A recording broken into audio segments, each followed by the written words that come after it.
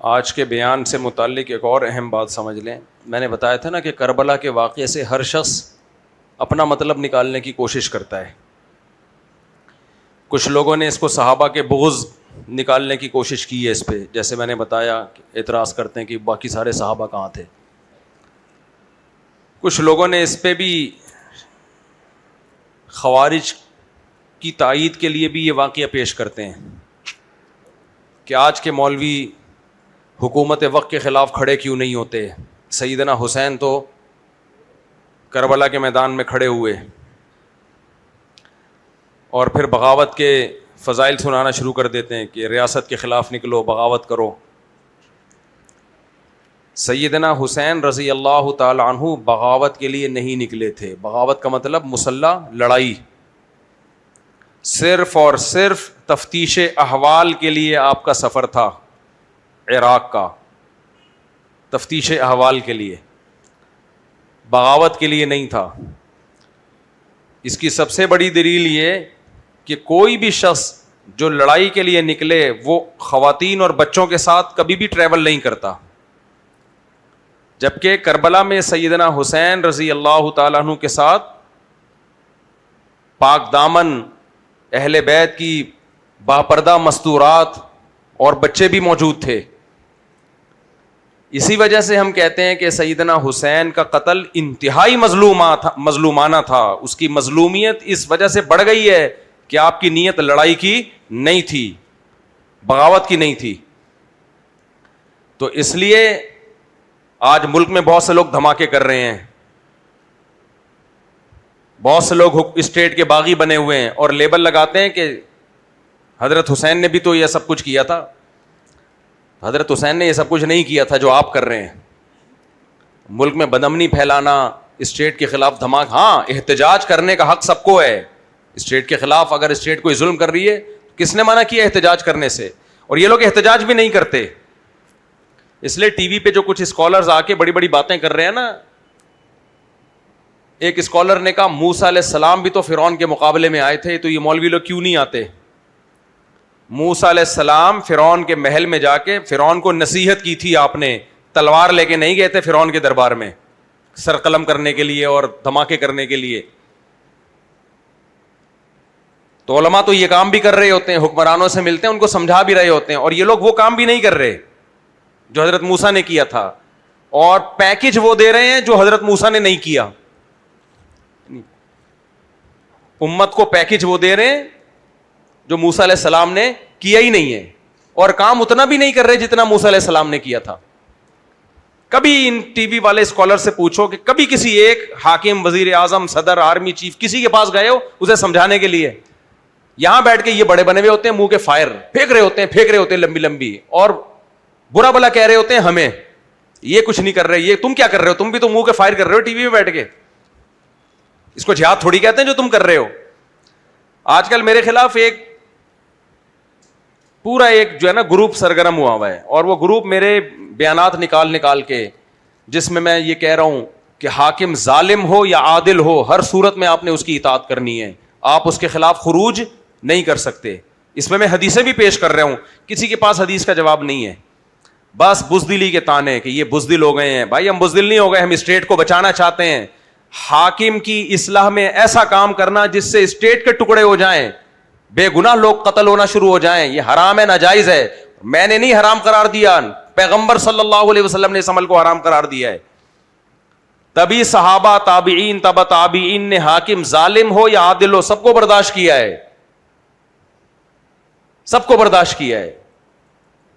اور حاکم کی ڈیفینیشن کیا ہے؟ یہ کہتے ہیں یہ حاکم تھوڑی، ہم ان کو حاکم ہی نہیں مانتے جو آج کل حاکم چل رہے ہیں. آپ کے ماننے نہ ماننے سے حاکم متعین نہیں ہوتا. حاکم کی ڈیفینیشن یہ قوت نافذہ ہو، پاور ہو اس کے پاس، وہ اپنے آرڈر کو بذریعہ طاقت منوا سکتا ہو، از کالڈ حاکم. چاہے وہ میرا سلیکٹڈ ہو یا سلیکٹڈ نہ ہو، جائز طریقے سے آیا ہو یا ناجائز طریقے سے آیا ہو. اس پہ یقیناً بحث ہوگی کہ ناجائز طریقے سے آنا غلط ہے، نہیں آنے دیا جائے گا. آ گیا تو اب کیا ہوگا؟ اب اطاعت کی جائے گی. یہ میں نہیں کہہ رہا، یہ قرآن و سنت کہہ رہا ہے، حدیثیں کہہ رہی ہیں. آپ پڑھ لو جا کے حدیثیں. العقیدۃ الطحاویہ عقیدے کی کتاب ہے، امام طحاوی نے رحمہ اللہ نے لکھی ہے، پوری دنیا مانتی ہے اس کو. اہل سنت والجماعت کے عقائد ہیں, اور لکھی بھی آج سے 1200-1300 سال پہلے. اس وقت معاذ اللہ حکومتی غلام تھے. انہوں نے لکھا ہے کہ ہم ائمہ کے خلاف, جو بھی حاکم ہے اس کے خلاف خروج کو حرام سمجھتے ہیں, چاہے وہ عادل ہو چاہے وہ ظالم ہو. یہ اس کا پرسنل معاملہ ہے. حدیث میں آتا ہے وَإِن ضَرَبُوا ظَهْرَكَ, اگر حاکم تمہاری پشت پہ کوڑے مارے تو بھی اس کے خلاف خروج کی تمہیں اجازت نہیں. خروج کا مطلب کیا ہوتا ہے؟ مسلح, تلوار سے بغاوت, بموں سے بغاوت, یہ اجازت نہیں ہے تمہیں. اس کا مطلب یہ لوگ یہ لیتے ہیں مفتی صاحب ہمیں بزدل بنا رہے ہیں. آپ بھی منہ کے فائر سے ہی بہادر بنا رہے ہو, خالی بزدل تو آپ بنا رہے ہو. ہم نے کب کہا کہ اس کے خلاف احتجاج نہیں کر سکتے؟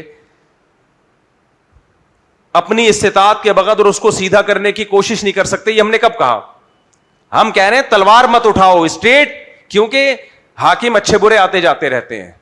لیکن جب آپ حکومت کے خلاف بموں سے, تلواروں سے, کلاشن کوفوں سے خروج کرو گے, نتیجہ یہ نہیں ہوگا کہ اچھا حاکم آ جائے گا, نتیجہ نکلے گا آپ کی اسٹیٹ ٹکڑوں میں تقسیم, اور بین الاقوامی طاقتیں اس کو ترنے والا بنا لیں گی. یہ آپ کے قبضے میں نہیں آئے گا.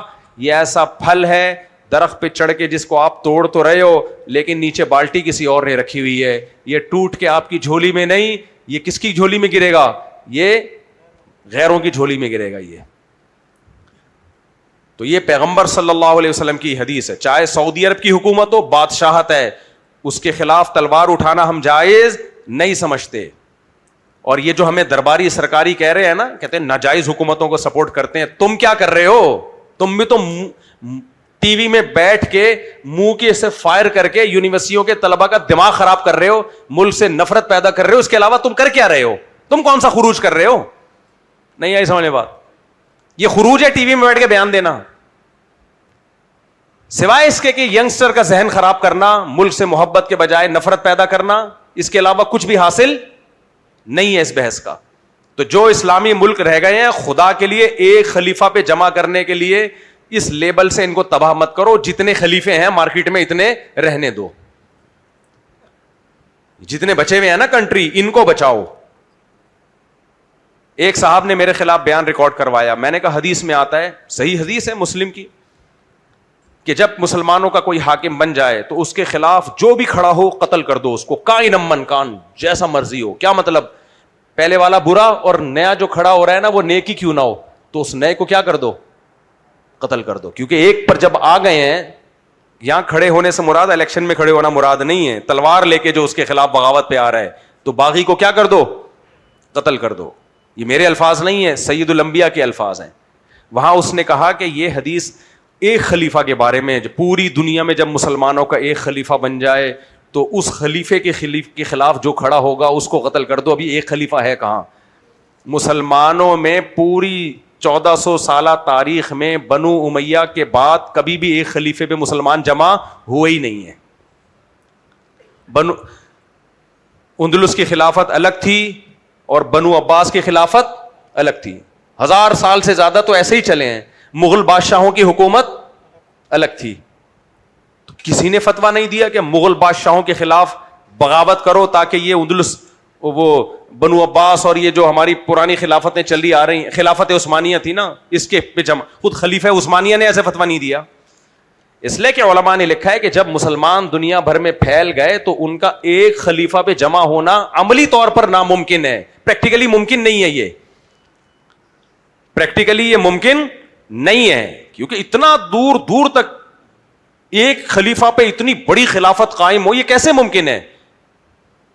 تو اگر مختلف خلیفے بھی ہو سکتے ہیں, مختلف جگہوں پہ مختلف حکومتیں بھی ہیں, تو ٹھیک ہے. علامہ شوکانی رحمہ اللہ نے لکھی یہ بات, اور بہت سارے علماء نے, کہ اب یہ نہیں ہوگا کہ ایک علاقے میں دوسری حکومت ہے تو ان سب بادشاہوں کے خلاف تلوار اٹھا کے آپ سب کو قتل کر دو اور ایک پہ لے آؤ. وہ ایک ہوگا کون؟ اس پہ لا سکو گے نہیں لا سکو گے, وہی ایجنٹ نکلا کسی بیرونی ادارے کا, یہ فیصلہ کرے گا کون؟ اور اپنی اسٹیٹ کو جب ختم کرو گے وہ ہو جائے گی کمزور, تو بجائے ایک پہ آنے کے یا دو ملک مل کے ایک بن جائیں, یہ کمزور ہوئی, پتہ چلا یہاں بھی کوئی اور اسٹیٹ نے آ کے قبضہ کر لیا, کسی غیر مسلم اسٹیٹ نے.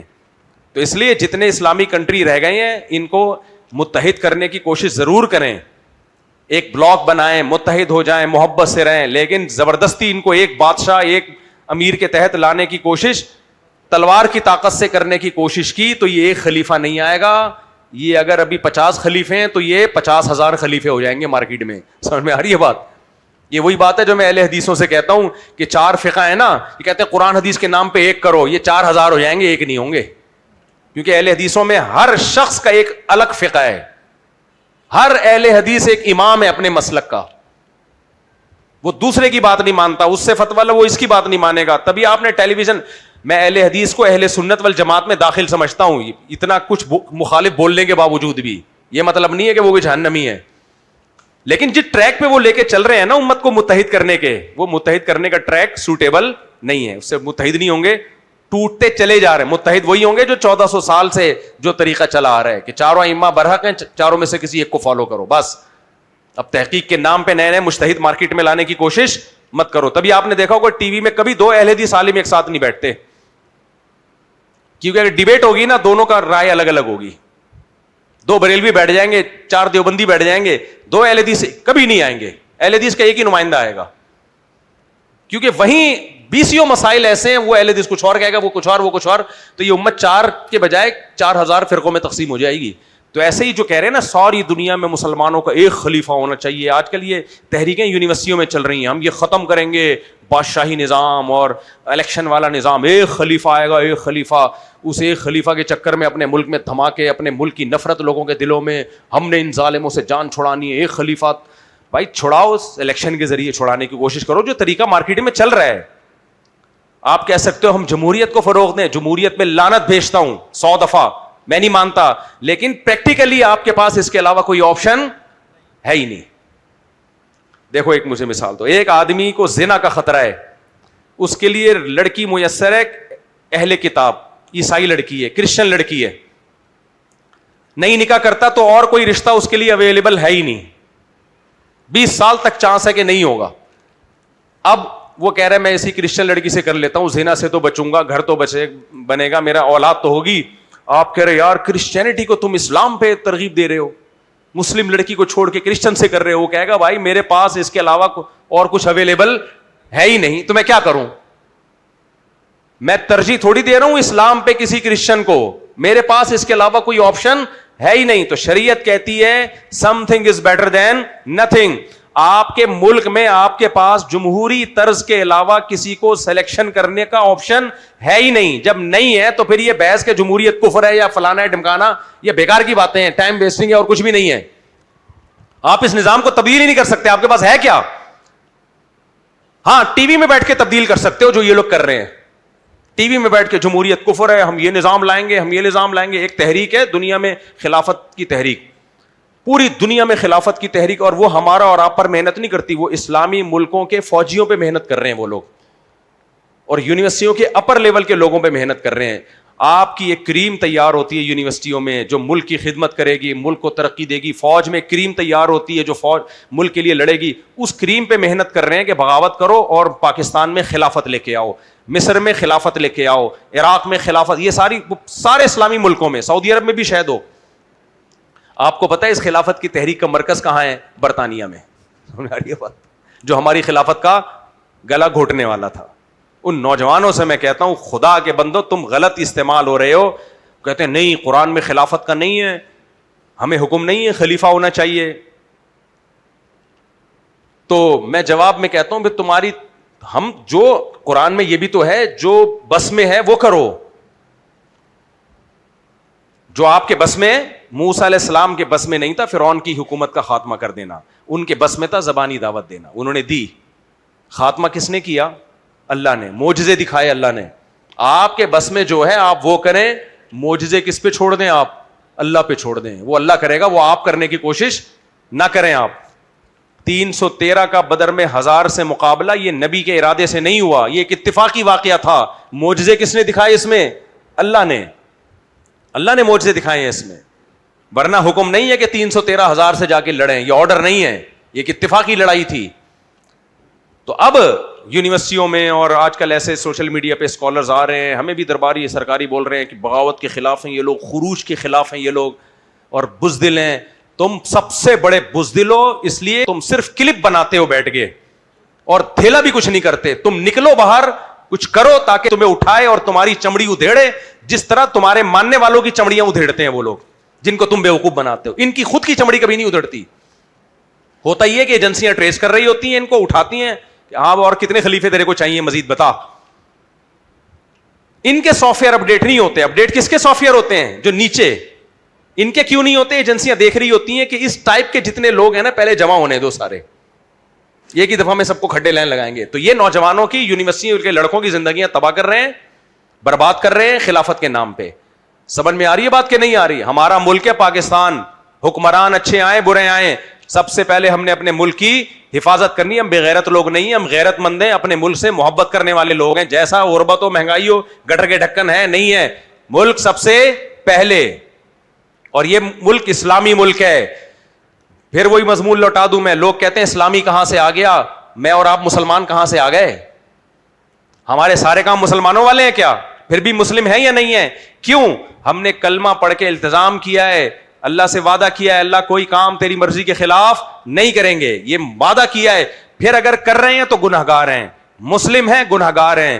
پاکستان نے بھی کلمہ پڑھ کے التزام کیا ہے کہ اس ملک میں اسلام کے خلاف کوئی قانون نہیں بنے گا. بن رہا ہے تو گنہگار ہو رہا ہے مسلم. امریکہ میں 100% اسلامی قانون بن جائے پھر بھی وہ مسلم اسٹیٹ نہیں ہے, اس لیے کہ اس نے یہ التزام ہی نہیں کیا کہ ہم اسلام پر عمل کریں گے. اتفاق سے 100 قانون پر ایک غیر مسلم سارے 5 نمازیں پڑھے, تہجد پڑھے, رمضان کے روزے رکھے, مسلم نہیں بن جاتا, کیونکہ التزام تھوڑی کیا, اپنے اوپر لاگو تھوڑی کیا اس نے. اسلامی حکومت ہونے یا نہ ہونے کا تعلق اس سے نہیں ہے کہ پریکٹیکلی اسلام نافذ ہے یا نہیں. اسلامی حکومت کا تعلق اس سے ہے کہ آئین کیا کہتا ہے, اس کا قانون کیا ہے, لا کیا ہے. آئین پاکستان کا یہ ہے کہ قرآن و سنت کے اگینسٹ کوئی قانون نہیں بنے گا. اس بیس پہ پاکستان اسلامی کنٹری ہے. نہیں آئی سمجھ میں بات؟ تو اس لیے یہ سارے فضول قسم کے لوگ تمہیں پاکستان کے خلاف لے کے جا رہے ہیں اس, اور لیبل اسلام کا, قرآن و سنت کا, خلیفے کا لگا رہے ہیں. ان کے پاس کم بختوں کے پاس کوئی خلیفہ اویلیبل نہیں ہے جس کو یہ لا کے بٹھا دے ہمارا باپ بنا کے. یہ صرف لاشیں گرائیں گے, دھماکے کریں گے, اور جو ان کی بات نہیں مانے گا اس کو بھی قتل کریں گے. جیسے شیخ ادریس رحمت اللہ علیہ کو قتل کیا, انہوں نے پاکستان کی محبت میں بات کی, اڑا دیا ان کو. اس وقت خدا کی قسم بہادر وہ نہیں ہے جو ملک کے خلاف بول رہے ہیں, ایسے بہت ہیں. بہادر وہ ہے جو ملک کے فیور میں بول رہا ہے. سمجھ میں آ رہی ہے بات کہ نہیں آ رہی ہے؟ یہ ملک حکمرانوں کا یا فوج کا نہیں ہے, یہ میرا اور آپ کا ملک ہے.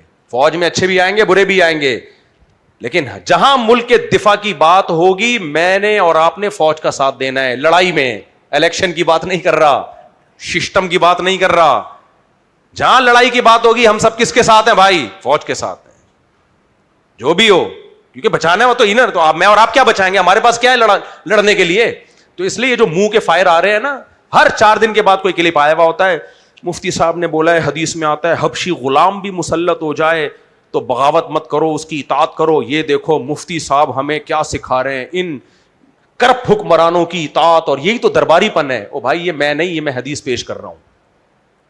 اور میں یہ نہیں کہہ رہا خلاف شریعت باتوں میں حاکم کی اطاعت کی جائے گی. حاکم بولتا ہے نماز مت پڑھو تو نہیں بھائی پڑھیں گے ہم نماز. حاکم بولتا ہے 18 سال سے کم عمر شادی الاؤ نہیں ہے, ہمارا باپ بھی کرے گا 18. اب تو میں نے سوچا بچوں کو جلدی جلدی نمٹاؤں میں, جو 15 کے ہو گئے نمٹا دوں میں, جاؤ بھاڑ میں, ہم نہیں مانتے اس قانون کو. سمجھ میں آ رہی ہے بات؟ قانون بنایا کہ کم وقتوں تم نے بنایا کیوں 18 سال سے پہلے؟ جو اکھاڑنا ہے اکھاڑ لو, ہم تو کرے گا اپنے بچوں کی شادی, جاؤ بھاڑ میں. تو حکومت نے تو کہا کہ دوسری شادی کی اجازت نہیں ہے, پہلی بیوی کی اجازت کے بغیر. ہم نے مانا, دوسری بھی کی ہم نے, دوسری کی اجازت کے بغیر تیسری بھی کی, تیسری کی اجازت کے بغیر چوتھی. نہ صرف یہ کہ اجازت نہیں بلکہ بھرپور طریقے سے سب نے روکا. ہم نے کہا روک کے دکھا دو. قانون یہ کہتا ہے کہ آپ نہیں کر سکتے, قانون کی ایسی کی تحصیل.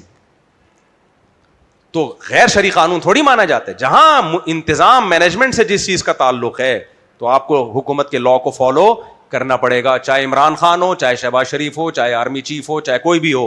ہوتا تو ایک ہی ہے, وہ باقی میں نے مثال کے طور پہ باتیں کر لی ہیں.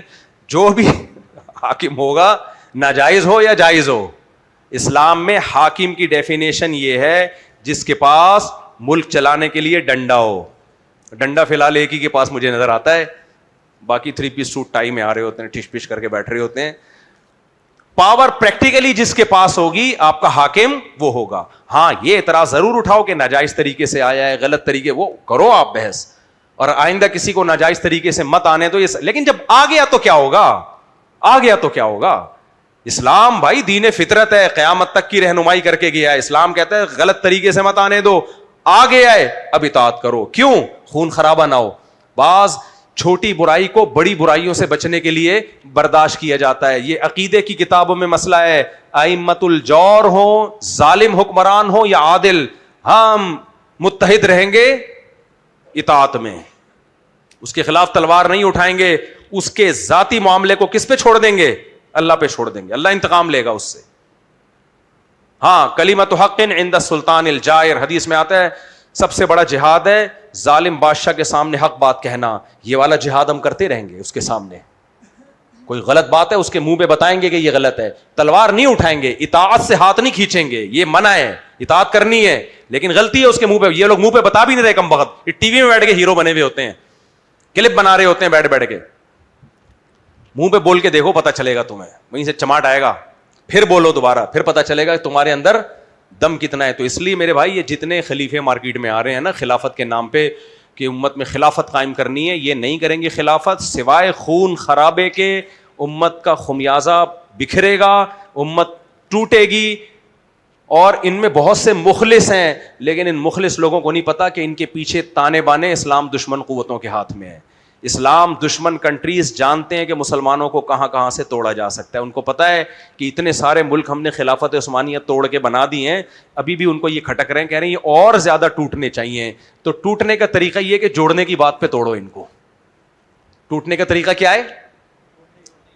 جیسے بچہ فائنل ایگزام میں پیپر چھوڑ کے آتا ہے, سپلیمنٹری میں اچھے نمبر لے کر آؤں گا, لیبل بڑا اچھا لگایا نا پورے سال کم وقت تو نے پڑھا نہیں ہے, سپلیمنٹری میں کیا تیر مارے گا تو. تو اس لیے یہ بیرونی طاقتیں چاہ رہی ہیں کہ تم ان مسلمان ملکوں کا ایک خلیفے پہ جمع کرنے کے لیے فی الحال ان کو توڑو.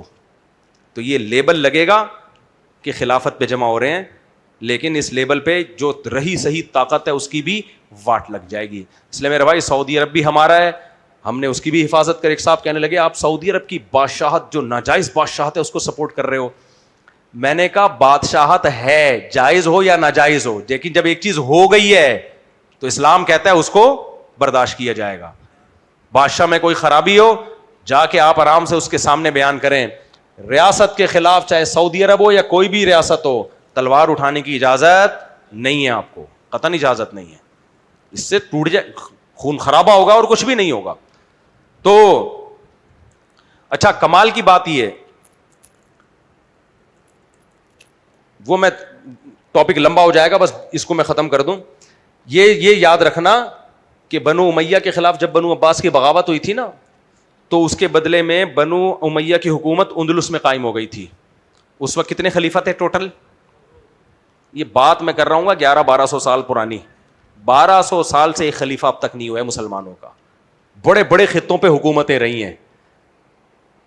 سمجھ میں آ رہی ہے بات؟ تو جب 1200 سال سے نہیں رہا, تم ابھی بلا وجہ کی خلیفے پہ کیوں لا رہے ہو؟ خلافت عثمانیہ تھی, وہ بھی بہت بڑے حصے پہ, لیکن مغلوں کی حکومت ہندوستان میں مسلمانوں کی حکومت الگ تھی, وہ اس خلافت کے تحت نہیں تھی. اس کو برداشت کیا امت نے, کوئی بات نہیں یار, بنگلہ دیش, برما, پاکستان, انڈیا, اس پر ایک حاکم ہے, کوئی بات نہیں. ترکی میں دوسرا حاکم ہے, کوئی بات نہیں. ویلیو اس کو دی گئی ہے, تم نافذ کیا کر رہے ہو؟ اسلام نافذ کر رہے ہو تو 2 الگ الگ خلیفے بھی کر لیں, کوئی بات نہیں. تو یہ جو حدیث میں آتا ہے نا کہ ایک خلیفے پہ جب لوگ جمع ہو جائیں, تو مطلب کسی علاقے میں, کسی کنٹری میں, تو جب کسی کنٹری میں کسی شخص کے پاس پاور آئے گی کہ وہ پوری کنٹری پہ اس کا جو ہے قوت نافذہ ہوگی, تو اس کنٹری میں اس کے خلاف بغاوت جائز نہیں ہے. یہ پوری دنیا کی بات نہیں ہو رہی ہے. سمجھتے ہو گے نہیں سمجھتے؟ اس لیے پاکستان سے محبت کرو, یہ ہمارے مذہب کا حصہ ہے, اس ملک کو بچاؤ. اور پوری دنیا میں اس وقت اسلامی ملکوں میں سب سے زیادہ ویلیو اگر کسی کنٹری کی ہے, میں نہیں مانتا, آپ نہیں مانتے, اسرائیل مانتا ہے, امریکہ مانتا ہے کہ وہ پاکستان ہے. وہ کون سا ہے؟ پاکستان ہے. دنیا مانتی, لیکن جن کے دماغوں میں منفیت کا گوبر بھرا ہوا ہے نا, ابھی دیکھو پاکستان مذاکرات کروا رہا ہے, پوری دنیا سلوٹ کر رہی ہے. کل میں نے دیکھا ایکچولی یہ تو قطر کو سارا کریڈٹ جاتا ہے, پاکستان تو ایسے ہی کٹ پتلی بنا ہوا ہے. اور ادھر قطر کے وزیر کا بیان آ رہا ہے, پاکستان کو سلام ہے. جو قطر جو بات نہیں کر رہا کم بختوں, جو اس کو یعنی جو کارنامہ قطر نے نہیں دیا وہ تم قطر کے کھاتے میں ڈال رہے ہو, اور قطر کہہ رہا ہے پاکستان کر رہا ہے, تم کہہ رہے ہو کہ نہیں پاکستان نہیں کر رہا. یہ ملک سے نفرت ہے. یہ کیا ہے؟ یہ تمہیں کوئی ذاتی بغض ہو گیا ملک سے. تو جو غلط ہے اس کو غلط کہو, جو صحیح ہے اس پہ خوش ہو جاؤ. یار ہماری ویلیو ہے پوری دنیا میں, ہمارے ایٹمی پاور ہے بھائی, دنیا مانتی ہے پاکستان کو, آپ مانو نہ مانو.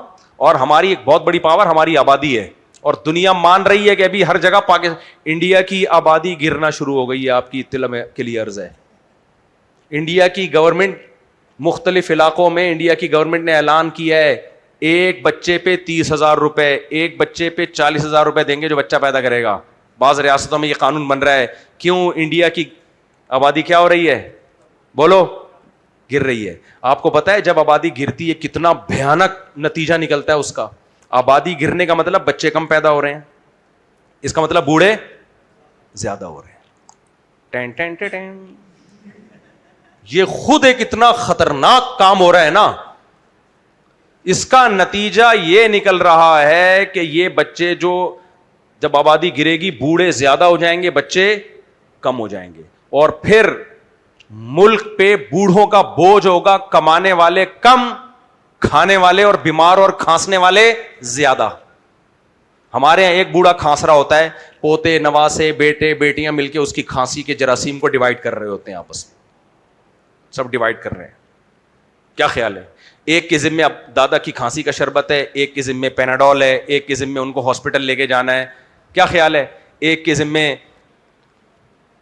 پیناڈول کے پیسے, ایک کے ذمے حکیم. دادا لوگ ساری دوائیں کھا رہے ہوتے ہیں, ہومیوپیتھک بھی, حکیمی بھی, ایلوپیتھک بھی. میں نے دیکھا نانے دادے ان کے بکسے بھرے ہوئے ہوتے ہیں, ہر طرح کی دوائیاں اویلیبل ہوتی ہیں. حکیمی دوا ایک پوتا لے کر آ گیا اور داماد نے ہومیوپیتھک دوا کا انتظام کر دیا, انجیکشن لگوانے کا. ڈیوائڈ ہو جاتا ہے نا. ان کے یہاں کیا ڈیوائڈ ہوگا؟ ایک عدد دادا ہے, اس کا ایک پوتا اور ایک بمشکل نواسا. وہ بھی اس وقت پیدا ہوا جب دادا 90 سال کا ہو چکا تھا, کھانسنے کے علاوہ اب کوئی کام رہا ہی نہیں تھا. پروگرام تو بڑھ گیا میرے بھائی, بڑھ گیا پروگرام, بڑھ گیا. اب انڈیا پریشان ہو رہا ہے. بی بی سی کی رپورٹ ہے کہ انڈیا کی آبادی گرنا شروع ہو گئی ہے. اچھا نیچے انڈیا سے لکھا ہوا ہے ویل ڈن, بہترین, ہمیں نہیں اتنی آبادی چاہیے. بیٹا تو بڈھا ہو جا پھر تجھے پتا چلے گا تجھے چاہیے کہ نہیں چاہیے, تجھے چاہیے کہ نہیں. جب بڈھا تو ہونے دے تو. بڑھاپے میں نہ پیسے کی انسان کسی کوئی ویلیو رہتی ہے. بڑھاپے میں صرف اس کو کمپنی چاہیے بچوں کی, وہ تمہارے پاس نہیں ہے. جرمنی میں میرا ایک دوست ہے, میرا ایک شاگرد ہے, کہتا ہے میں جرمنی میں میرا ارادہ تھا موو کر جاؤں, وہاں پڑھنے کے لیے گیا, بہت اچھا کنٹری ہے. کہہ رہا ہے ایک منظر میں نے اپنی آنکھوں سے دیکھا, اس کے بعد میں نے کہا اپنی فیملی کو لے کے یہاں کبھی بھی نہیں آؤں گا, فیملی کو لے کے یہاں. میرا شاگرد ہے, ابھی بحریہ ٹاؤن میں شفٹ ہو گیا. میں نے کہا کیا منظر دیکھا؟ کہہ رہے میں نے ایک پڑھی لکھی بڈیا دیکھی, ایجوکیٹڈ. یقیناً سارے پڑھے لکھے ہوتے ہیں, ہمارے جیسے جاہل تھوڑی ہوتے ہیں وہاں مولوی.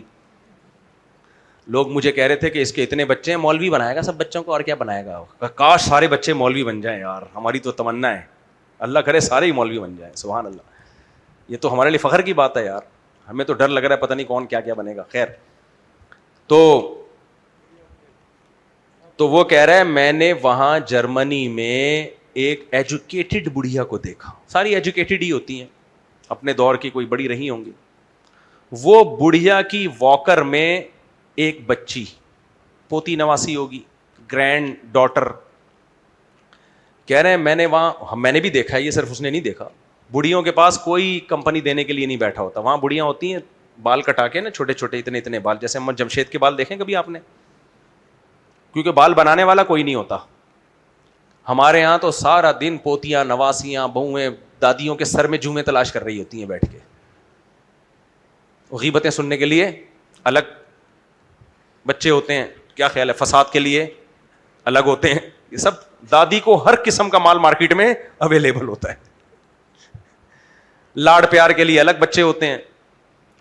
اب کہتا ہے کہ میں وہاں, ویسی ان ملکوں میں نا بوڑھی عورت کتے کے ساتھ ہی ہوتی ہے اور کوئی لفٹ نہیں کراتا ان کو. اولاد ولاد سب ٹاٹا بائے بائے, اولاد ہوتی نہیں ہے, وہ ایک آدھ ہوتی ہے وہ بھی ٹاٹا بائے بائے. انتہائی زہریلا بڑھاپا, خطرناک کا لفظ ہلکا ہے, زہریلا بڑھاپا ہے ان لوگوں کا. آپ کسی بوڑھی کے ساتھ بیٹھ جائیں, 2 منٹ بات کریں, باغ باغ ہو جاتی ہے وہ, مجھے کسی نے لفٹ کرائی. تو کہتا ہے میں نے ایک بڑھیا کو دیکھا کہ پوتی کو لے کے واکر میں پارک میں ٹہل رہی ہے, مجھے بڑا اچھا لگا, چلو کسی بڑھیا کی گود میں بچہ تو دیکھا. ابھی ایک انڈین سائنٹسٹ ہے یا کون ہے, اسکالر ہے, مجھے نہیں پتا, اس نے بتایا کہ باقاعدہ دماغ پہ ریسرچ ہوئی ہے کہ جو بوڑھی عورتیں, نانیاں, دادیاں کو اپنے پوتوں کو دیکھ کے ان کے دماغ میں کیا ریئیکشن ہوتا ہے, بڑا اچھا ریئیکشن ہوتا ہے, دماغ ان کا باغ دل ان کا باغ ہو جاتا ہے. تو فطرت سے تھوڑی آپ لڑ سکتے ہو. کہہ رہے میں نے دیکھا واکر میں لے کے نواسی کو لے کے گھوم رہی ہے, اپنی پوتی یا نواسی کو. مجھے بڑا اچھا لگا یار, کسی بڑھیا کی گود میں کوئی بچہ نظر آیا انٹرٹینمنٹ کے لیے, اس کو انٹرٹین کرنے کے لیے. جب میں گیا ہوں تو وہ ڈال تھی, ربڑ کی گڑیا تھی, جو کسی نے اس بڑھیا کو پکڑا دی کہ تھوڑا سا تیرا ٹائم پاس ہو جائے گا. عقل مند تھے, کہتے میں نے کہا پڑھوں گا یہاں میرا بڑھاپا نہیں ہوگا, یہاں نہیں, بوڑھا ہو کے وہیں مروں گا میں پاکستان میں. سمجھ میں نہیں آ رہی بات؟ تو اس لیے میں انڈین سے کہتا ہوں, تم جو نیچے کمنٹس کر رہے تھے نا بی بی سی کی رپورٹ پہ کہ آبادی گر رہی ہے, اچھا ہے, اتنے بچوں کا کیا کرنا ہے, اچھا ہے بیٹا, جب تم تھوڑے سے ایجڈ ہو جاؤ تمہیں پتہ چلے گا تم نے اپنے پاؤں پہ خود ہی کلہاڑی مار دی ہے. سمجھ میں آ رہی بات؟ پھر تم بولو گے کاش مفتی طارق مسعود کی طرح ہمارے 20.25 یا 19.5 یا 19.25 کاش ہمارے بھی اتنے ہوتے, کاش ہمارے. کھلانے والا کون ہے؟ اللہ. لوگ کہتے ہیں مولوی چندے کے, میرے کوئی چندہ وندہ نہیں کھاتا. میں نہیں کہہ رہا میں بہت نیک ہوں, لیکن میرا دامن اللہ کے فضل سے, بڑی بات نہیں کر رہا, پیسوں کے معاملے میں اللہ نے الحمدللہ بالکل 100% پاک رکھا ہے الحمدللہ. جو میرے ساتھ اٹھنے بیٹھنے والے ہیں ان کو پتہ ہے میرے بارے میں سب کچھ ہو سکتا ہوں, پیسوں میں کرپٹ الحمدللہ نہیں ہو سکتا. اللہ بڑے دعوے سے بچائے, اللہ آئندہ بھی حفاظت کرے. پیسوں کے معاملے میں 1 روپے میرے ذمے کسی کا نہیں ہے. لوگوں کے ذمے میرے پیسے ہو سکتے ہیں, میرے ذمے نہیں ہے. میں تو جامعۃ الرشید میں جب پڑھاتا تھا نا, جو مجھے ابھی بھی پڑھاتا ہوں, جو تنخواہ ملتی تھی نا, اس تنخواہ میں کچھ پیسے اس لیے جامعہ میں جمع کراتا تھا کہ میری تنخواہ میں کوئی حرام نہ شامل ہو گیا ہو, کچھ حرام نہ شامل ہو گیا. کیا مطلب؟ پڑھائی کے علاوہ باتیں کر لیں ادھر ادھر, لیٹ آ گئے, کچھ اس طرح کا کوئی ناجائز نہ ہو گیا ہو. تو میں اور ہمارے حضرت تو ایسے خاندانی, جتنی تنخواہیں حضرت نے مدرسوں میں جہاں جہاں پڑھا کے لی تھیں, جب حضرت کا بزنس چلا ہے, جب حضرت کی زمینوں سے پیسہ آیا ہے, وہ ساری تنخواہیں مدرسوں کو حضرت نے واپس کر دی. ہم نے جن اکابر کی جوتیاں سیدھی کی ہیں وہ پیسوں میں ایسے تھے. سمجھ میں آ رہی ہے بات کہ نہیں آ رہی ہے؟ تو اللہ نے بھائی بتا دیا ہے کہ اولاد کی زیادتی اور بیویاں زیادہ ہوں تو کون چھپڑ پھاڑ کے دیتا ہے؟ اللہ دیتا ہے. بولنے والے اسی وقت سے بولتے ہی رہ گئے, ابے تمہارے پاس ایسا ہی نہیں ہے, پیسے ہی نہیں ہے. تو اور میں اکیلا نہیں ہوں, جس کو بھی دیکھو بیوی بچے اللہ نے دیے, کھا ہی رہے ہیں, کہیں نہ کہیں سے ہوتا ہی ہے ان کا انتظام. تو اب بات یہ چل رہی تھی, کیا چل رہی تھی بات؟ تو انڈیا کی آبادی اب کیا ہونا شروع ہو گئی ہے, کچھ قوموں کی بڑھ رہی ہے, میں یہ نہیں کہہ رہا, لیکن کنٹری کی حیثیت سے آبادی کیا ہو رہی ہے؟ گر رہی ہے. تو آبادی گرنے سے کیا ہوگا میرے بھائی؟ بڈھے زیادہ ہو جائیں گے اور جوان کم, اور ساری پاور. تو پاکستان اس لیے بھی کھٹک رہا ہے کہ پاکستان کی آبادی الحمدللہ بڑھ رہی ہے. اور جب سے میں نے یہ فساد پھیلانا شروع کیا ہے, جو غیر مسلموں کی نظر میں فساد ہے, آبادی کی سپیڈ کی ایسی کی تیسی ہو گئی ہے. اور آپ لوگ ساتھ دو, اس میں بڑھاؤ. ہم مسلمان ہیں, کون کھلاتا ہے؟ اللہ. ہمارے چہروں پہ ہمیشہ خوشی رہتی ہے, کھانے کو مل گیا ٹھیک ہے, نہیں ہے کوئی بات نہیں, ہمارے پیغمبر کی سنت کھانا بھی ہے, بھوکا رہنا بھی ہے. کیا خیال ہے؟ ہم لوگ ان چیزوں کو اتنی ویلیو, ہماری نظر میں انسان کا پیدا ہونا یہ زیادہ ویلیویبل ہے, چاہے اس کا پیٹ بھرا ہوا ہو یا وہ بھوکا ہو. مرتا نہیں ہے انشاءاللہ, اللہ نے رزق کا وعدہ کیا, کوئی نہیں مرے گا, کبھی بھوکا رہ لے گا, کبھی پیٹ. اول تو ہم کبھی بھوکے رہتے نہیں, اللہ کا شکر ہے, زیادہ ہی کھا لیتے ہیں. بعض دفعہ رائزک پڑی ہوئی ہے میری جیب میں, کبھی کبھار کھانی پڑتی ہے, تو ابھی جیب میں نہیں ہے, گھر میں رکھی ہوئی ہے, تو کھلاتا ہی ہے اللہ. کبھی بھوکا رہ لیے تو کیا ہو گیا یار؟ یہ تو ان لوگ کے ایشو میں, غیر مسلموں کے, کیونکہ یہ آئے دنیا میں عیاشی کرنے کے لیے. ہم کہتے ہیں بھائی انسان پیدا ہو, مسلمان پیدا ہو, یہ زیادہ اہم بات ہے کہ زندگی کی نعمت ملے. یہ کائنات بنی انسانوں کے لیے, جانوروں کی نسل کو کنٹرول کرنے کا ہمیں اجازت ہے, کیونکہ ہمارے ماتحت ہیں. ہم نسلوں کو کنٹرول, ہماری کون کنٹرول کرے گا؟ اللہ. اس پہ چھوڑ دو, جتنے اس نے پیدا کرنے دو. جانور ہمارے غلام بنائے ہیں, ہم ان کو کریں گے, ہم پر نہیں ہوگا, ہم پر اللہ ہے. اللہ جب کہے گا کہ روکو تو روک دو, اللہ کہے گا نہیں تو پھر نہیں ہے. تو اللہ نے نہیں ایسا کچھ کہا کہ روکو, اللہ نے بلکہ ہمیں اس کے خلاف کہا. اللہ نے کہا وقدر فیہا اقواتہا, زمین کو جب میں نے بنایا تو میں نے زمین میں جتنے انسانوں نے آنا تھا ان کی ضرورتوں کی مینجمنٹ پہلے سے کر لی تھی. آپ مجھے بتاؤ, آپ نے 10 آدمیوں کو گھر میں بلانا ہو تو دعوت کھانا کتنوں کا پکاتے ہو؟ 15 کا. تو اللہ نے قیامت تک جتنے انسان پیدا کرنے ہیں نا ان کی ضروری وسائل کا پہلے سے انتظام کر لیا ہے. تو جتنے پیدا کرنے ہیں نا اس سے 1.5 گنا زیادہ کا ہی کیا ہوا ہوگا اللہ نے. اس لیے یہ بیوقوفوں کی باتیں ہیں, وسائل کم پڑ رہے ہیں. کوئی نہ پانی دنیا میں کم ہو رہا ہے نہ پیٹرول کم ہو رہا ہے. اگر پیٹرول کم ہو رہا ہے تو دوسری ٹیکنالوجی دریافت ہو رہی ہے, سولر پہ آ رہے ہیں لوگ. ایک ٹیکنالوجی ختم ہوتی ہے اس سے زیادہ ایڈوانس ٹیکنالوجی اس کی کمی پوری کر دیتی. ایسے ایسے لوگوں کے پاس پیسہ آنا شروع ہو گیا ہے, گاؤں دیہاتوں میں کروڑ پتی بن گئے ہیں جب سے یوٹیوب آیا ہے. صرف کھانے انڈے بنانے, انڈے ابالنے کی ترکیبیں ڈالنا شروع کر دی انہوں نے. گنجے کے سر پہ بال کیسے آئیں, تیل بنا کے ڈال دیا, چاہے بال آئے نہ آئے, اس کے بعد پیسے آ گئے. یرزقہ من حیث لا یحتسب, اللہ کہتے ہیں وہاں سے روزی دوں گا جہاں سے کسی کا گمان بھی نہیں ہوگا, تصور بھی نہیں ہوگا, وہاں سے روزی دوں گا. کوئی سوچ سکتا تھا؟ کہاں سے پیسہ آتا ہے بھائی, کوئی پتہ نہیں ہے. یہ چھوڑ دو اللہ پہ, کھلانے والا بھی اللہ, پلانے والا بھی اللہ. تو یہ لوگ تو مانتے نہیں اللہ کو, تو ان کو کرنے دو. انہوں نے اپنے پاؤں پہ, اب جرمنی اتنا پریشان ہے, فرانس اتنا پریشان ہے, ناروے اتنا, 20 لاکھ روپے ناروے میں ایک بچے کو, پاکستانی 20 لاکھ, آج سے 4-5 سال پہلے. ناروے کہتا ہے کہ ایک بچہ پیدا کرو کتنے پیسے ملیں گے, انڈیا 40,000 دے رہا ہے. نیچے لوگوں نے لکھے ہوئے ہیں ابے 40,000 میں بچے پالیں گے کیا, 40,000 میں بچوں کو پڑھائیں گے ہم, پاگل سمجھا ہوا ہے گورنمنٹ نے ہمیں. انڈیا کہے گا میں 40 لاکھ تو دینے سے رہا, یہی کہے گا نا. ناروے میں 5 سال پہلے 20 لاکھ, اس کا مطلب آج کل پاکستانی 30 لاکھ. ایک بچہ پیدا کرو, ناروے کہتے ہیں 30 لاکھ دوں گا. ایسا نہ ہو آپ سب ناروے پہنچ جائیں. وہ کہتے ہیں وہاں کے نیشنل, وہ کہہ رہے ہیں ہم نے اپنی قوم کو بڑھانا ہے, دوسروں کی قوموں کو نہیں. کہہ رہے ہیں ہماری قوم, ان کی قوم کہہ رہی ہے تو 30 لاکھ نہیں 30 کروڑ بھی دے گا ہم نہیں پیدا کریں گے. کیونکہ عورتوں کو جب ایک دفعہ یہ بتا دیا جائے نا بچہ پیدا کرنا تمہاری صحت کے لیے نقصان دہ ایک عذاب ہے, پھر وہ نہیں آتی اس پہ. اب ان کا دماغ خراب ہو چکا ہے, کہیں گے ہمیں نہیں چاہیے, 30 کروڑ بھی دے دو نہیں چاہیے ہمیں. اس لیے قرآن نے عورت کو پہلے سے ہی بتا دیا یہب لمن یشاء, یہ اولاد نعمت ہے, یہ عذاب نہیں ہے. نعمت تو جتنی زیادہ ہو اچھا ہے, کیا خیال ہے؟ تو ہماری جو مسلمان عورت کو تو یہ بتایا بھائی یہ تو اللہ کی نعمت ہے, تمہاری خوشیاں ہیں. خدا کی قسم عورت کے لیے بچے سے بڑی کائنات میں کوئی نعمت نہیں. اپنی بیوی کو دیکھا کرو, اپنے بچوں کو دیکھ کے کیسے خوش ہوتی ہے. وہ تمہیں بھی لفٹ اس لیے کرا رہی ہے کہ اس کے بچے کے باپ ہو تم. ہماری جو تھوڑی سی عزت گھروں میں ہو رہی ہے نا اس چکر میں ہو رہی ہے. ہم لوگ اپنے بیگموں کے بچوں کے کیا ہیں, باپ ہیں. نہیں ہوتے نا تو دیکھتے ہمارا حشر کیا ہوتا. کالیا آگے چلو, زیادہ ہو گئی, آگے چلتے ہیں میرے بھائی. یوٹیوب پر نرسری کے بچوں میں کارٹون کے ساتھ یویم بنانا چاہ رہا ہوں. کیا ہے بھائی؟ پویم بنانا چاہ رہا ہوں. نرسری کے بچوں کے لیے کارٹون کے ساتھ پویم بنا لیں یار, اس میں کوئی حرج نہیں. مفتی صاحب میں شادی تو بچے وسائل کی کمی ہے, اپنی ذاتی شادی کی ضرورت ہے. میں بہت ڈپریشن میں ہوں. بات ان کی یہ ہے کہ غریب آدمی ہیں, دوسری شادی کرنا چاہتے ہیں, نہ گھر دینے کے لیے بیوی کو, نہ خرچیں دینے کے لیے, کچھ بھی نہیں ہے بیچارے کے پاس, صرف جذبے اور امنگیں. آپ مشورہ دیجئے میں کیا کروں. آپ دوسری شادی کریں لیکن کوئی رشتہ دے گا نہیں آپ کو.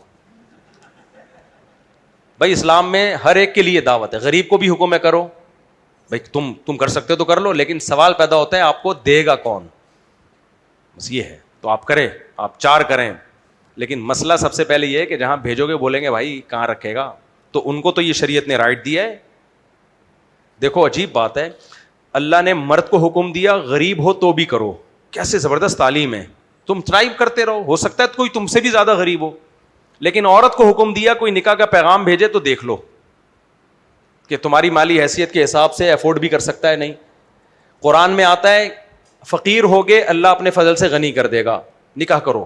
لیکن عورت کو کیا حکم ہے؟ ایک صحابیہ نبی کے پاس آئیں, یا رسول اللہ حضرت معاویہ نے نکاح کا پیغام بھیجا ہے. آپ نے فرمایا سعلوک اللہ لا مال لہ, معاویہ غریب آدمی ہے, اس کے پاس پیسہ نہیں ہے. دیکھ لو گزارا کر لو گی, تو ان کا مطلب یہ تھا کہ نہیں بھائی نہیں کرنا. ایک صحابی انہوں نے کہا کہ یا رسول اللہ ابو الجہم عرب کے سردار ہیں, انہوں نے بھی نکاح کا پیغام بھیجا ہے. آپ نے فرمایا لا یضع عصاہ عن عاتقہ, ہر وقت کوڑا ان کے کندھے پہ لٹکا رہتا ہے, یعنی مار کٹائی والے, طبیعت میں شدت ہے. تو انہوں نے پھر نہیں کیا وہاں. پھر کس سے کروں؟ آپ نے فرمایا زید, اسامہ بن زید حب رسول اللہ, جو آپ کے منہ بولے بیٹے تھے.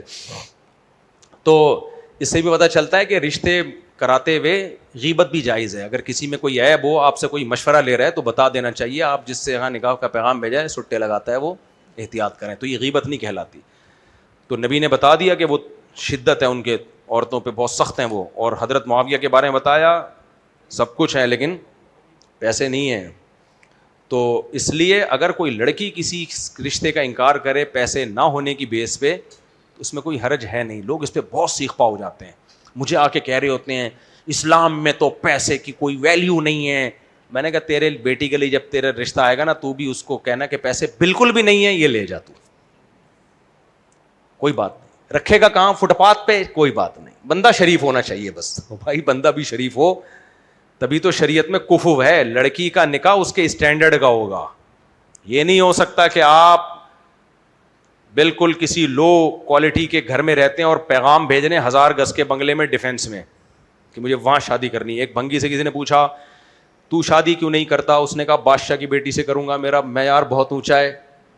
اس نے کہا بھائی بادشاہ تجھے اپنی بیٹی دے گا کیوں؟ کہہ رہا ہے دے دے گا, آدھا کام ہو گیا آدھا رہ گیا. بڑا حیران ہوا یار آدھا کام بھی کیسے ہو گیا؟ اس نے کہا ادھر سے ہاں ہو گئی ہے, ادھر سے قبول کا انتظار ہے. ہاں تو ہو گئی ہے, آدھا کام ہو گیا ہے, آدھا. اندھا اللہ مدیالوی صاحب واقعہ کربلا پر ریسرچ پر کچھ کلمات, موجودہ ریسرچ پر کچھ کلمات. میں نے ان کا بیان سنا نہیں ہے لیکن اتنی بات ہے, عطا اللہ بندیالوی صاحب بہت بڑے عالم ہیں اور اللہ نے ان سے دین کی بہت خدمت لی ہے. اگر آپ کو ان کی کربلا کی تحقیق سے اختلاف ہے تو آپ علمی انداز میں بیان کر دیں. ایک تاریخی واقعہ ہے نا, تاریخی واقعے میں کوئی کچھ طرح سے بیان کرے گا, کوئی کسی اور طریقے سے. اس میں اتنا ایگریسو کیوں ہو جاتے ہو؟ بات اصل میں یہ ہے. میرا نام عمر فاروق ہے, میں مبارک پور سے ہوں. میرا سوال یہ ہے کہ میں لڑکی سے شادی کرنا چاہتا ہوں. الحمدللہ لڑکی سے شادی کرنا چاہتے ہیں. آپ کو یہاں اس بات کا اندازہ نہیں ہے, باہر ملکوں میں جب کوئی کہتا ہے نا میں لڑکی سے, تو لوگ کہتے ہیں اچھا اس کا مطلب ہے کہ یہ وہ نہیں ہے, گے نہیں ہے. ویری گڈ, زندہ باد. تو یہ بڑی بات ہے. یہاں باہر ملکوں میں ایسا نہیں ہے. وہاں بیٹا باپ سے پوچھ رہا ہوتا ہے تیرے لیے جو میں لے کر آؤں. ہمارے یہاں تو بہو آئے گی نا, بیٹے کے لیے کیا آئے گی؟ اپنے لیے بہو آئے گی, بیٹا ہے تو, اور بیٹی ہے تو کیا آئے گا؟ داماد. وہاں گورا کنفیوز ہوتا ہے کہ جو تو لایا ہے کمبخت, اس کو میں بہو بولوں کہ داماد بولوں؟ اور بیٹی جو لے کر آتی ہے انگریز بول رہا ہوتا ہے یہ اس کو کیا, تو کیا ہے, اس کو میں بہو بولوں کہ داماد. بڑے کنفیوز ہو گئے ہیں وہ لوگ. یہ تو اسلام کی برکت ہے, ہم لوگ ہی اور شی میں فرق کرتے ہیں الحمدللہ. جو ہی مکمل ہی ہے, ہمارے یہاں تو ہی 4 گنا ہی ہوتا ہے, وہ تو ہی زبردست قسم کا ہی ہوتا ہے الحمدللہ. میرا عمر فاروق, ایک لڑکی سے شادی کرنا چاہتا ہوں, اس کا باپ راضی نہیں ہے. کوئی حل نہیں ہے, باپ کو راضی کرو. میں لڑکیوں کو بھگانے کا بالکل قائل نہیں ہوں, بہت سائڈ افیکٹ ہیں اس کی. لڑکیاں کی بھی زندگی برباد ہوتی ہے اس سے. جتنے لوگ کم بخت لڑکیوں کو بھگاتے ہیں نا, یہ پھر چھوڑتے ہیں بعد میں, اور لڑکیاں بیوقوف بن کے بھاگتی ہیں. وفا کر رہا ہے, کوئی وفا نہیں کرتا, مرد ٹھرکی ہوتا ہے. اور اس عمر کے مرد جو بھگا رہے ہوتے ہیں 20 سال 25 سال کے لونڈے, ان کی ٹھڑک دماغ پہ سوار ہوتی ہے, لڑکیوں کو بھگاتے ہیں. جب اپنی خواہش پوری کر لیتے ہیں پھر ان کو وہی لڑکیاں بوجھ لگتی ہیں. وہ لڑکی نہ اپنے باپ کے لائق رہتی ہے اور نہ سسرال کے لائق, اور پوری زندگی اس پہ دھبا ہوتا ہے سسرال میں بھی کہ گھر سے بھاگی ہوئی ہے. اور جب اس کی اولاد ہوگی, بیٹی گھر سے بھاگے گی, تو یہ کیسے روکے گی اس کو؟ بیٹی تم گھر سے کیوں بھاگی؟ امی آپ نہیں بھاگی ہوتی تو میں پیدا ہوتی. تو میں اس لیے بھاگ رہی ہوں کہ اور بھی میری جیسی مارکیٹ میں آئے. اس کو کس بیس پہ روکو گے اپنی ہونے والی بیٹی کو؟ اس لیے یہ ٹھیک نہیں ہے. ہاں کوئی لڑکی ایجڈ ہو, طلاق یافتہ ہو, بیوہ ہو, اس پہ ظلم ہو رہا ہے, میچور ہے, پھر وہ کورٹ میرج کرے, پھر ٹھیک ہے. لیکن وہ بھی بھاگے واگے نہیں جا کے کہاں عدالت کا سہارا لے. وہ 9 عمر لڑکیاں, 20 سال کی, 22 سال کی لڑکیاں اممیچور, ان کو بھگا کے شادیاں. اور یہ میں آج سے نہیں کہہ رہا, میں 20 سال سے کہہ رہا ہوں یہ بات. لوگ کہتے ہیں کچھ چیزیں ان کے سامنے آئی ہیں, تجربے سے سیکھے. بھائی ہم 20 سال سے یہی بات کر رہے ہیں, لڑکیوں کو بھگانا ٹھیک نہیں ہے. اور لڑکیوں کے ماں باپ کو چاہیے بھاگنے سے پہلے خود ہی انسان کے بچوں کی طرح شادی کر دو اس کی. یہ کرتے کیا ہے ماں باپ, پہلے اس کا بوائے فرینڈ بننے دیتے ہیں یونیورسٹی میں, پھر جب وہ شادی کی بات کرتی ہے تو پرمپرا, غیرت, ہماری غیرت نہیں ہے, تمہاری غیرت نے یہ برداشت کر لیا, ادھر بیٹھی ہوئی ہے جمشید کے ساتھ, اور جب شادی کی بات کر رہی ہے تو پھر تم بے غیرت بنے ہوئے ہو, وہاں غیرت کے نعرے لگا رہے ہو. یہ تو غلط ہے نا. یا تو بھیجتے نہیں, بھیجتے تو لڑکیوں کے کالج میں بھیجتے, اور اگر لڑکوں میں ہی بھیجنا تھا تو نگرانی کرتے. اب جب تیر کمان سے نکل گیا ہے تو پھر مشورہ یہی ہے جہاں کہہ رہی ہے انسان کے بچوں کی طرح اس کی شادی کر دو. میں لڑکیوں کے بھگانے کا قائل نہیں ہوں, لیکن ماں باپ کو یہ ضرور کہتا ہوں جہاں وہ کہہ رہی ہے وہاں اس کی شادی کرو, روکو نہیں اس کو. میری ہمشیرے کی خصوصی دعا فرمائے اللہ تعالیٰ ان کی تمام پریشانیاں دور کرے. دل سے دعا ہے جی, اللہ تعالیٰ آپ کی ہمشیرہ کی تمام پریشانیاں دور کرے. کچھ مذہبی لوگ کہتے ہیں کہ حق نواز جنگوی جیسے بہادر علماء کی وجہ سے شیعہ سنی کا فرق پتہ چلا, ورنہ ہمارے اکثر علماء کی حکمت عملی خاموشی میں شیعہ سنی شادیوں. سب علماء ہمارے لیے قابل احترام ہے, کسی کی وجہ سے کسی کو برا بھلا نہیں کہو بھائی. آج کل یہ بڑا مسئلہ ہے کہ یہ عالم بہت اچھے ہیں, وہ والے بالکل بھی اچھے نہیں ہیں. بھائی یہ بول دو یہ بہت اچھے ہیں, ختم ہو گئی بات. دوسرے کچھ اور کام کر رہے ہیں. ہر عالم کی اپنا ایک دائرہ ہے جس میں وہ اپنی خدمات سر انجام دے رہے ہیں. سنا تھا کہ صحیح اہل حق عالم کی پہچاننے کے وقت کے بڑے علماء ان سے تعلق ہو تو ان کی وضاحت فرما دیں, کیونکہ آپ سے بہت سے علماء اعتراض کرتے ہیں. بڑے علماء میں کوئی بھی الحمدللہ مجھ پر اعتراض نہیں کرتا, کیونکہ میں اپنے آپ کو ان بڑے علماء کی خاک کے برابر بھی نہیں سمجھتا. کوئی بڑے عالم کو میں نے نہیں دیکھا میرے خلاف کوئی بات کی انہوں نے. ہاں میرے جیسے وہ تو کر رہے ہوتے ہیں, وہ تو مولانا لوگوں کا کام ہے آپس میں الحمدللہ لڑنا. اچھا وہ عبدالواحد قریشی صاحب کا ایک کلپ بڑا وائرل ہوا ہے.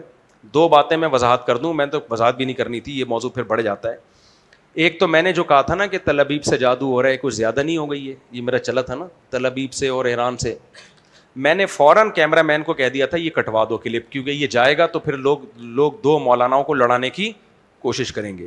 یہ ایڈیٹر کی غلطی ہے کہ اس نے نہیں کاٹا, اس کے بعد میں نے کلاس لی لیکن وہ پھر پھیل گیا. ورنہ میری عادت نہیں ہے کہ کسی کا نام لے کے میں ریکارڈ لگانے کی کوشش کروں, چاہے اب کوئی بھی ہو. تو یہ جو وائرل ہوا ہے نا, میں نے بات کی تو تھی, مجھے لگا بھی عجیب کہ تل ابیب سے جادو ہوا ہے, لگا بھی عجیب, لیکن میں نے یہ ویڈیو ریکارڈنگ میں جانے نہیں دینا تھا, اس کو منع کیا تھا. اب اس کی غلطی ہے, وہ کہہ رہے مجھے تو نہیں پتا چلا, وہ چلا گیا. اب چلا گیا تو تیر کمان سے نکل گیا, وہ ریورس نہیں ہو سکتا. اس کے بعد ان کے وضاحتی بیانات آتے رہے. ایک بات. دوسری بات, میں جادو کا منکر نہیں ہوں. میرے پر یہ الزام لگانے سرے سے جادو کا منکر ہوں میں. جو جادو کو آج کل لوگوں نے اتنا بڑھا دیا ہے نا, اور یہ صرف مذہبی لوگوں میں ہے, سیکولر لبرل لوگوں پہ نہ جادو ہوتا ہے, نہ جن, نہ چڑیل, نہ بھوت, کچھ بھی نہیں ہے. سارے منجن یہی بکتے ہیں آ کے, جتنا ہے اتنا رکھو, اس سے زیادہ. ہمارے ہر مذہبی آدمی پر ہر کسی نے جادو کیا ہوا ہے, کسی نے یہ کیا ہوا ہے, کسی نے وہ. ابے بس کرو یار, کوئی اور کام کرو بھائی. یہ یوتھ کلب والے کتنا اچھا کام کر رہے ہیں, میں ان کی تعریفیں کرتا ہوں, ان کو پروموٹ بھی کرتا ہوں. اب یوتھ کلب کے ایک نوجوان ہیں, نام بھول گیا, انہوں نے اب لوگوں کو بتانے شروع کر دیے فلانا چاہ سے. میں نے پھر وہ یوتھ کلب والوں کو بھیجا, میں نے کہا یار اچھا بھلا دین کی خدمت کر رہے تھے, کس چکر میں پڑ گئے ہو تم. تو یہ چاہے وہ مذہبی عیسائی ہو, ہندو ہو, سکھ ہو, یہودی ہو, یہ کام مذہبی لوگوں, اس میں غلو مبالغہ کون کرتا ہے؟ مذہبی لوگ. تو میں چاہتا ہوں مذہبی لوگ اس عذاب سے نکلیں, گراؤنڈ ریئلٹی کو دیکھ کے فیصلے کیا کرو. پیغمبر پہ جادو کا اثر ہوا ہے, اس کی کئی بار میں وجہ بیان کر چکا ہوں. یہ میں نے بیان نہیں کی, علماء نے بیان کی ہے. تھوڑا سا اللہ نے ہونے دے دیا, معمولی سا, تاکہ لوگ آپ کو جادوگر نہ سمجھیں اور بشریت میں کامل سمجھیں. بس اتنی اندھی لگی ہوئی ہوتی ہے نا یہودی, جس پہ چاہے جادو ابو بکر پہ کیوں نہیں کیا, عمر پہ کیوں نہیں کیا, عثمان پہ کیوں نہیں کیا رضی اللہ عنہم. ایسے تو اندھی لگے, میرے پہ کیوں نہیں کر رہے, 20 سال سے بیٹھا ہوا ہوں میں. ایک عامل کا بھی بیان ہے, بولے اس پہ اس لیے جادو نہیں ہو رہا کہ یہ شیطانوں کے ساتھ ملا ہوا ہے. بولتے رہو, پھینکتے رہو. جس میں بھی کانفیڈنس ہوگا اس پہ ان چیزوں کا اثر نہیں ہوتا, چاہے مذہبی ہو, چاہے وہ لبرل ہو, سیکولر ہو. سیکولر پہ بھی نہیں ہوتا. یہ شیاطین جنات انہی پہ اپنا منجن بیچتے ہیں جو ہر وقت شیطان چڑیل جن بھوت کی باتیں کرتے رہتے ہیں. اور ہمارے مذہبی لوگ چونکہ کرتے ہیں تو ان پہ ہوتا بھی ہے. یہ منجن بکتا ہی, جنات اور شیاطین کا منجن کہاں بکتا ہے؟ مذہبی لوگوں میں بکتا ہے. یہ بہت زیادہ اس کو وہ کرتے ہیں, ورنہ اتنی اندھی نہیں لگی ہوئی. اللہ نے قرآن کہتا ہے وَأَنَّهُ كَانَ رِجَالٌ مِّنَ الْإِنسِ يَعُوذُونَ بِرِجَالٍ مِّنَ الْجِنِّ فَزَادُوهُمْ رَهَقًا. جنات نے کہا کہ انسان ہم سے ڈرتے تھے, ہماری سرکشی بڑھا دی. تو یہ تو انسان ان کو لفٹ کرا رہا ہے تو ان کی سرکشی بڑھ رہی ہے. لفٹ ہی نہیں کراؤ کچھ بھی نہیں ہوگا. کتنے لوگوں پہ جن آتا تھا, میں نے کہا بھائی رکھ کے چماٹ دو, کہہ رہے اس کے بعد سے الحمدللہ نہیں آیا. کیوں لفٹ کرا رہے ہو یار پاگل کے بچوں. سورہ فلق سورہ ناس پڑھو, رات کو دم کرو, بس ختم, کافی ہے ہمارے لیے اتنا. یہ عاملوں کی دکانیں چلتی ہیں ان چیزوں سے, اور یہ مذہبی لوگوں میں بہت زیادہ ہے, یہ تھوڑا نہیں ہے. ایک مولوی صاحب تقریریں کرتے تھے, میں نے پیش گوئی کی تھی ان کا گلا بند ہو جائے گا 4 دنوں کے بعد, دیکھنا جس طرح سے یہ گلا پھاڑتے ہیں نا, ان کسی کائنات میں ایسا گلا مارکیٹ میں پیدا ہی نہیں ہوا ہے جو اتنا بولے اور بیٹھے نہیں. وہی ہوا, پتا چلا ان کی آواز بیٹھ گئی, اب آواز ہی نہیں نکل رہی. فوراً مجھ پہ جادو کیا قادیانیوں نے, چونکہ میری تقریریں حق پر مبنی ہوتی تھیں اور میں روافظ کے خلاف بولتا تھا. ان سب نے, میں نے پیغام بھیجوایا, میں نے کہا جادو نہیں ہوا ہے, آپ گلا جب اتنا پھاڑو گے تو اگر نہیں گلا بیٹھ رہا تو کوئی جادو ہے. گلا بیٹھا ہے بھائی. وہ چلے گئے کسی عامل کے پاس علاج کرانے. عامل بڑے بغیرت تو ہوتے ہی ہیں, بغیرت کا لفظ, مجھے بغیرت کے لفظ کی توہین لگ رہی ہے, اتنا ہلکی گالی. عامل نے کہا کہ آپ علاج بھی جاری رکھیں لیکن آپ پر بڑا خطرناک جادو ہوا ہے, اور یہ پتہ نہیں قادیان سے ڈائریکٹ, میرا خیال ہے کسی قادیانی نے کیا, یا یہ ادھر سے, یہ جو قادیانیوں کا کون سا ربوا, یہاں سے ڈائریکٹ جادو. میں اس عامل سے ملا, میں نے کہا اس کی تو کھوپڑی کام ہی نہیں کر رہی ہے, تو باتیں پاگلوں والی کرتا ہے, یہ اس سے علاج تو ہمیشہ اس سے انسان کرواتے ہے جس کی کھوپڑی کیا ہو, ٹھیک ہو. ایک شادی کی کہیں تقریب میں مل گیا میں, اس نے بتایا یہ حضرت جی کا اس نے علاج کیا ہے. میں نے کہا اس کو تو خود علاج کی ضرورت ہے, اس کو دماغ ہی کام نہیں کر رہا, اوٹ پٹانگ قسم کی باتیں کر رہا ہے یہ پاگل کا بچہ, داڑھی ٹوپی رکھ کے بیوقوف بنا رہا لوگوں کو. اب ہاتھ نہیں اٹھا سکتے کسی پر, ورنہ چھپڑ میں ہوتا تو کوڑ دیتا اس کو پکڑ کے. میں کہ میرے اوپر کر کے دکھا, تو علاج کیا جی اس نے اور گلا کھل گیا. وہ بھائی میڈیسن سے گلا کھلا ہے, جب ورنہ میرے بھی گلے میں نا, میری یہ آواز اوریجنل نہیں ہے. آپ میری 10 سال پرانی آواز سنیں اور اب کی سنیں, بہت فرق. میں نے گلا میں کیمرے سے چیک کروایا ہے, میرے گلے میں بھی سویلنگ ہے. جو آواز کے لنگس ہوتے ہیں اس میں کیا ہے, سویلنگ. مجھے کوئی اچھا خاندانی ENT چاہیے جو میرا گلا ٹھیک کر دے. لیکن وہ کہہ رہے ہیں جب بولو گے تو ہوگا نا, یہ جو بولتے ہیں ان کے ساتھ ایسا ہوتا ہے. اچھا مجھے وہ الرجی بھی ہے, نزلہ گلے میں گرتا ہے اس لیے بھی ہے. اب میں کہوں ایکچولی کیونکہ میں اتنا عاملوں کے خلاف بولتا ہوں نا, ان کم بختوں نے کچھ کیا ہے اس لیے میرا گلا خراب ہے, میں کھل کے گالیاں نہیں دے سکتا ان کو, تقدس. تو فوراً جن چڑا, انگریز کا گلا خراب ہوگا جائے گا ENT کے پاس, ENT اسپیشلسٹ کے پاس جائے گا, وہ کیمرے لگا کے چیک کرے گا, ٹریٹمنٹ کرے گا, غرارے کروائے گا, بولے گا کچھ دن گلے کو آرام دے, ٹھیک ہو جائے گا, نکل یہاں سے.